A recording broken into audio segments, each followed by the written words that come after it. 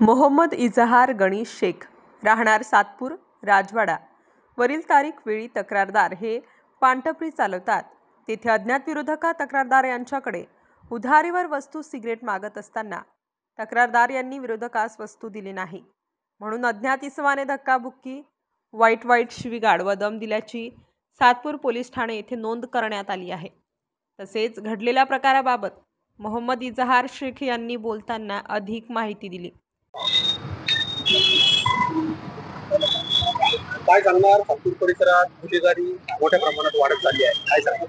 सातपूर परिसरात गुन्हेगारीने उच्चांक गाठला आहे आणि आज रोज सायंकाळी 6 वाजता ते 5 वाजता साधारण थोडा अंधार पडायची वेळ असते त्यावेळेस जे परप्रांतीय बाहेरची लोक असतात त्यांचा मोबाईल हिसकवणे प्लस ESI हॉस्पिटलमध्ये गुंड प्रवृत्तीचे बरेच लोक असतात, तर ते पोलीस प्रशासनाने लक्ष देऊन त्यांच्यावर तातडीने कारवाई करावी।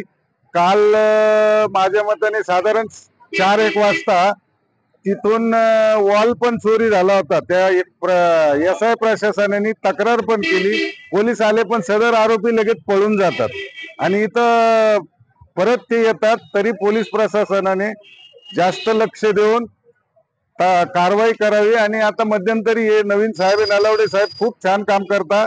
वाहतुकीच्या बाबतीत तर इतकं व्यवस्थित नियोजन केलं होतं, 1 दिवसाचा खूप परिणाम जाणवला, पण त्यांनी असं मधून मधून जर केलं तर खूप छान होईल, हीच आमची सर्व लोकांची अपेक्षा आहे।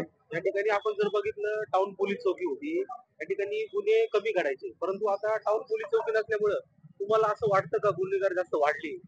टाउन पोलीस चौकी जोपर्यंत चालू होती तोपर्यंत सर्वांना आधार होता, इथं प्रशासन जवळ लगेच तातडीने येत होतं, पण ती पोलीस चौकी इथं नसल्यामुळे आता खूप अडचणी येतात आणि दिवसा पण खूप त्रास देतात लोक आणि हे गुंड प्रवृत्ती लोकांची विचार करायचं खूपच त्यांचं प्रमाण वाढलंय आता नाशिक मध्ये, सातपूर मध्ये तर जास्तच झालंय।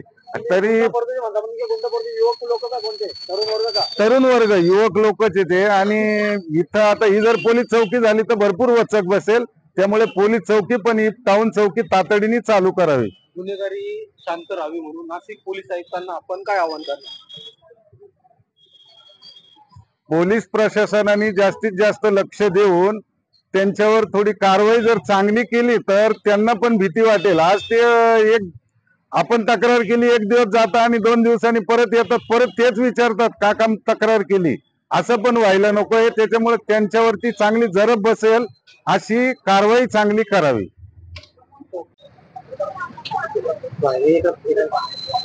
भाऊ, काय प्रकार घडला रात्री आपल्या शॉपवरती? काय झालं? आम्ही दुकानवर बसेल होतो आणि तो आला 2-4 पोरा, तो सिगरेट आम्हाला दुपारी नाही दिलं उधारी, त्याच्यामुळे मला डायरेक्ट बिअरचं बोटल काढून मारलं।